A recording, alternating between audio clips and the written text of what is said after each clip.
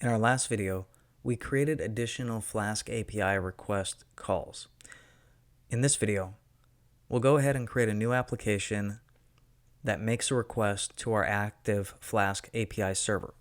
So open up your browser with your search results, find the search result you liked, go ahead and copy the URL, jump back to your application, and you'll need to have a second terminal open while your Flask API server is running.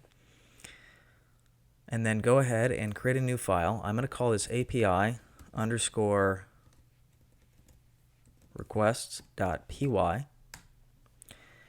And then before I can do anything, I need to do a pip install of the requests library. So,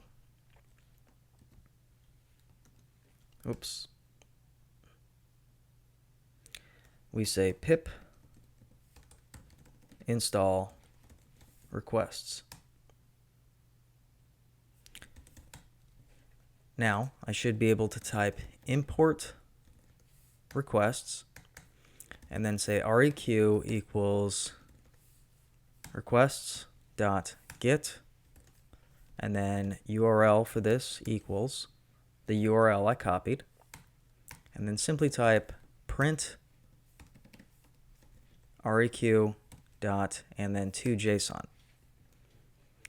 And now if I type Python in my separate window and I type API requests, I get the same results as before. So I could do to JSON and I could say I want the first result,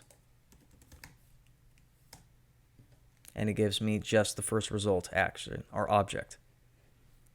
Well, hope this was helpful. Hope you had fun.